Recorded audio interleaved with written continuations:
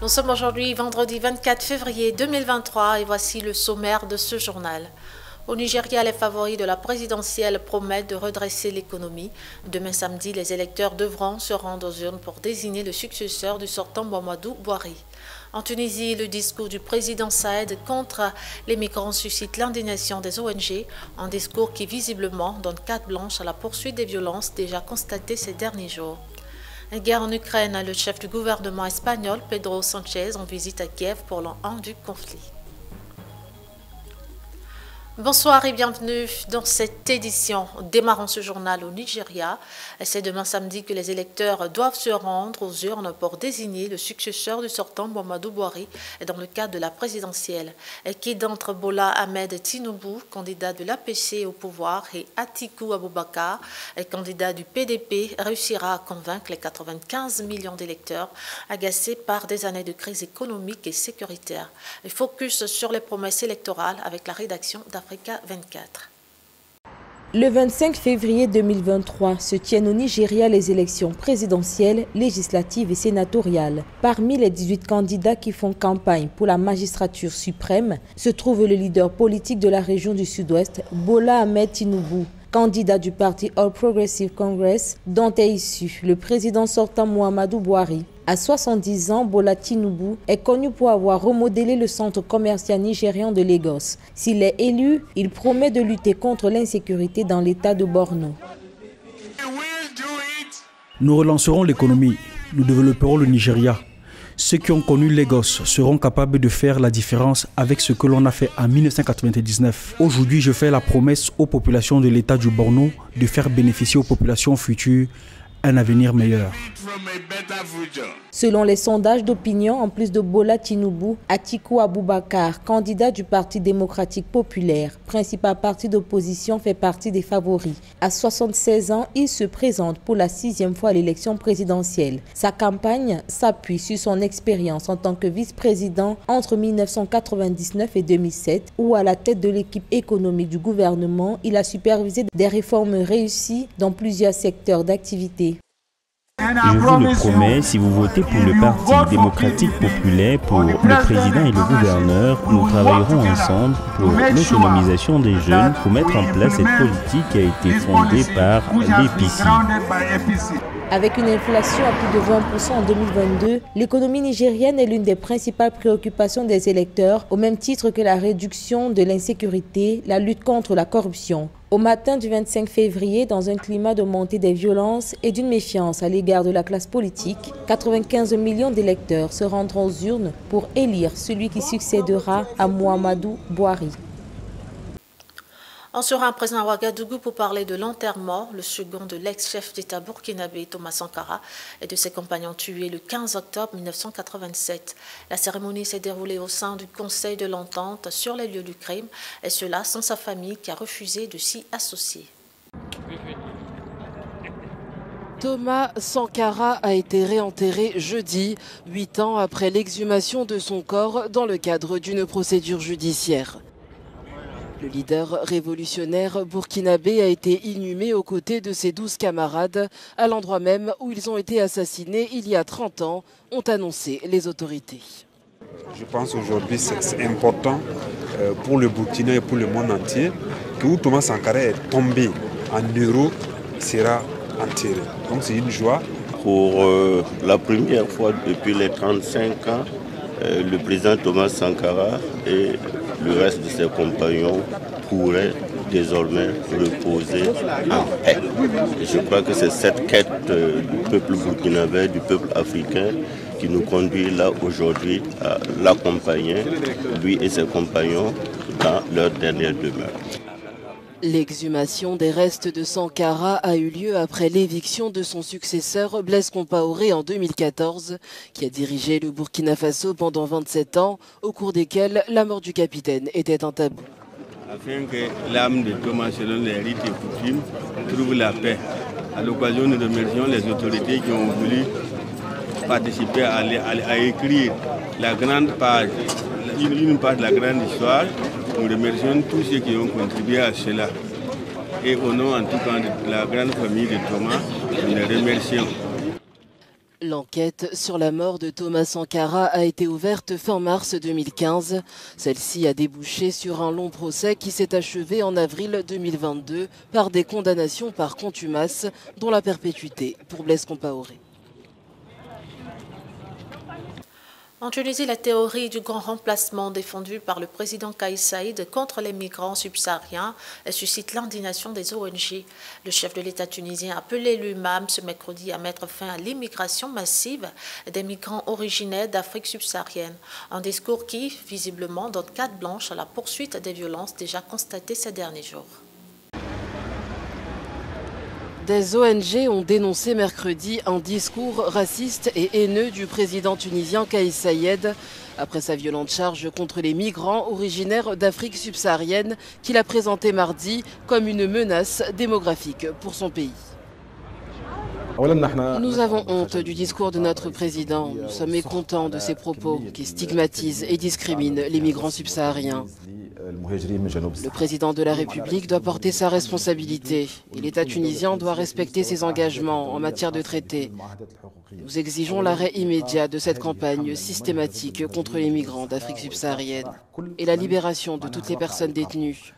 Le président a également le devoir de lancer un processus administratif afin de permettre aux migrants illégaux de régulariser leur situation. S'exprimant lors d'une réunion du Conseil de sécurité nationale, Kais Saïed a tenu des propos controversés sur l'arrivée de hordes de migrants clandestins, insistant également sur la nécessité de mettre fin à cette migration. L'ONU exige le retrait immédiat de l'armée russe. La Russie serait-elle en train de perdre la bataille diplomatique dans sa guerre contre l'Ukraine? Ce mercredi, l'Assemblée générale des Nations unies a voté à une écrasante majorité une résolution condamnant l'agression territoriale de l'Ukraine et exigeant par ricochet le retrait des troupes russes. Ce succès diplomatique de Kiev et de ses alliés et confirme l'isolement croissant de la Russie sur l'échiquier international. Reportage. Ce jeudi, à la veille de l'anniversaire de l'invasion de l'Ukraine par la Russie, l'Assemblée générale de l'ONU s'est prononcée en faveur d'une résolution réclamant à nouveau un retrait immédiat des troupes russes et réaffirmant l'attachement à l'intégrité territoriale de l'Ukraine. Au total, 141 pays ont voté pour ce projet, 7 contre et 32 se sont abstenus. We are satisfied with the outcome and the message is clear. It doesn't matter what Russia tries and how it attempts to undermine international order and the coalition in support of Ukraine's territorial integrity, it fails one time after another. C'est aussi une victoire pour la diplomatie européenne. On the Russian side, there is a small handful of votes, confirming that in the eyes of the world, the aggression against Ukraine needs to stop. And it needs to stop now and open the door to a just, sustainable and comprehensive peace. Un succès teinté d'amertume cependant, car la Hongrie a une fois de plus empêché l'Union européenne d'adopter un nouveau paquet de sanctions. Les ministres des 27 pays membres doivent se réunir dans les prochains jours pour tenter de parvenir à un accord. Les États-Unis vont eux aussi appliquer de nouvelles sanctions considérables contre Moscou. Les banques et l'industrie de défense russe devraient en être les cibles principales.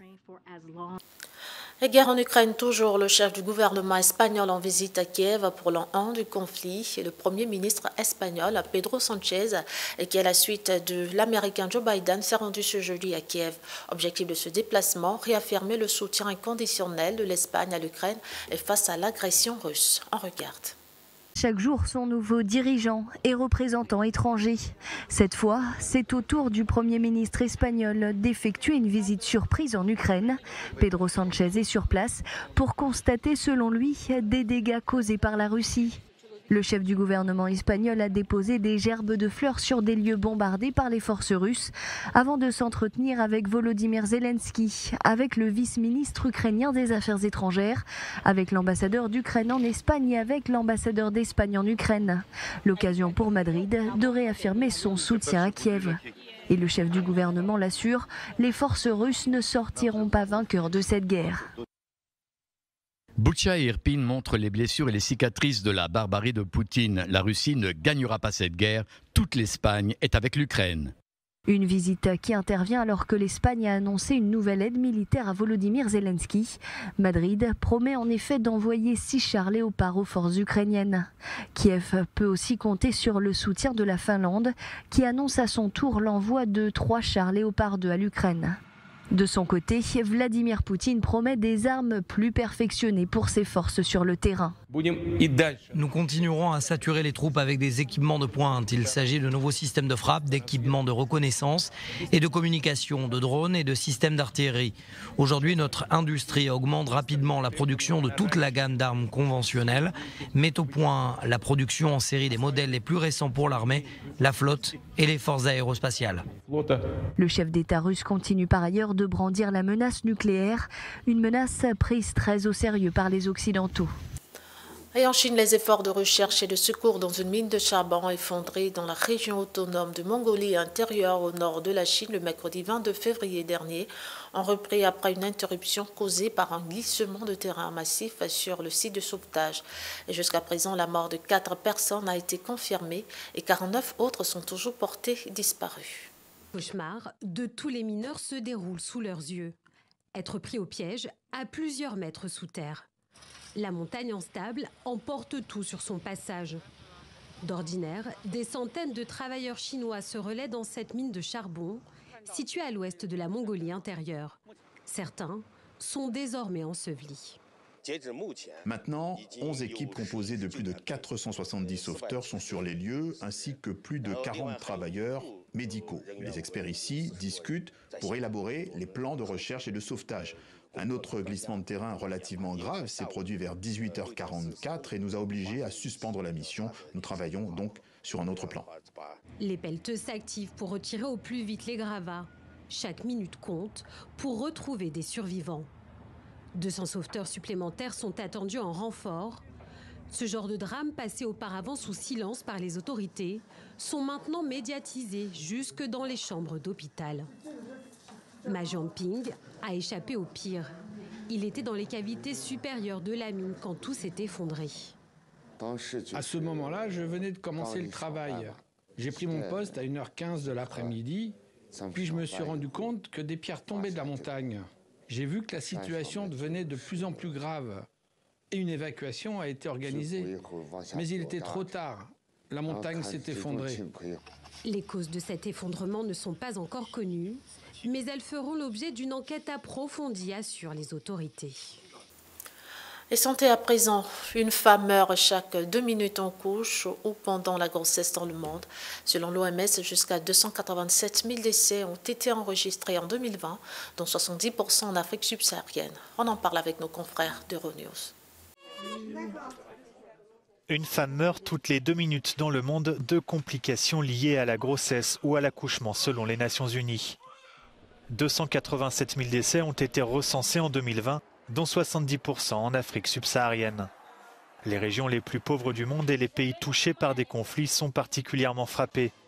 Si le taux de mortalité maternelle avait été réduit entre 2000 et 2015, il a tendance depuis à stagner et à même augmenter en Europe. It's important to remember that in terms of the absolute burden, it's not so much within the European region. And many of these kind of relative increases, they're relatively small. They're small in absolute terms because the overall level of mortality is low. Entre 2016 et 2020, Chypre est le pays européen qui a été le plus touché par la mortalité maternelle. Au niveau mondial, les experts tentent d'analyser les effets de la pandémie de Covid-19. I would say that we think that COVID-19 contributed, but it does not explain the stagnation, because these stagnations we've been talking about, they do predate 2020 by several years. Selon l'OMS, les principales causes de ces décès, comme les hémorragies graves, l'hypertension artérielle ou les infections liées à la grossesse, sont évitables. L'organisation souligne notamment l'importance des contrôles prénatals. En Afrique du Sud, le ministre des Finances, Enoch Godongwana, a présenté ce jeudi devant le Parlement son plan de riposte contre la crise énergétique qui sévit dans le pays. Le gouvernement veut miser essentiellement sur les énergies renouvelables pour combler le déficit énergétique. À ce titre, l'Argentier propose une fiscalité avantageuse pour les investissements dans le secteur. On regarde.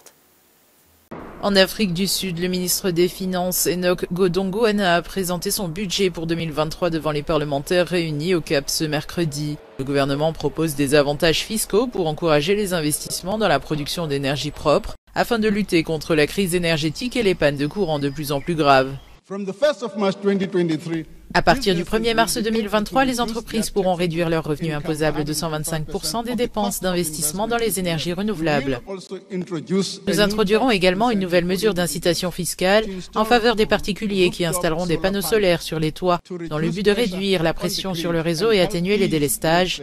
Sur le plan national, les délestages sont devenus plus persistants et prolongés, ce qui a un impact sur la prestation de services et menace la survie de nombreuses entreprises.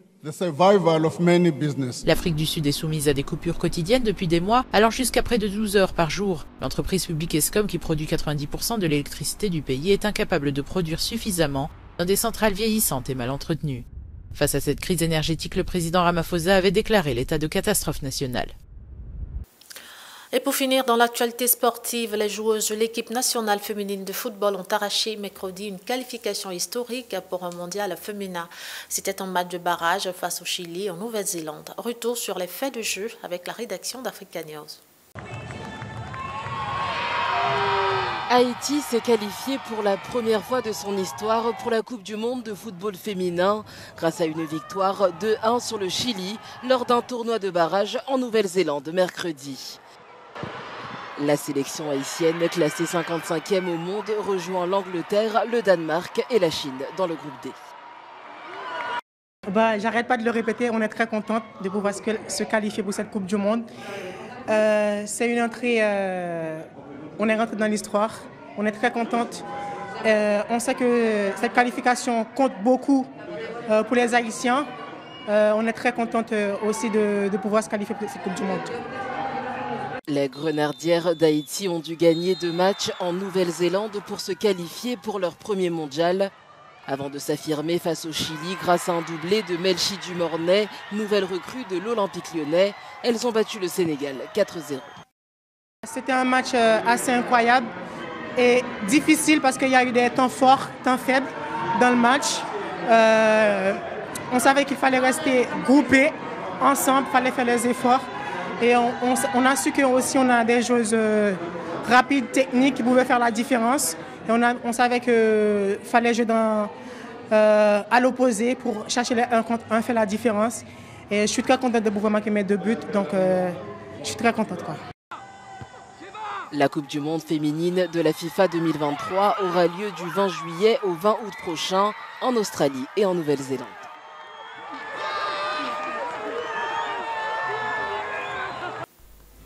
Et c'est donc la fin de ce journal. Merci à vous de l'avoir suivi. Prenez soin de vous surtout et restez sur A12 Télévision.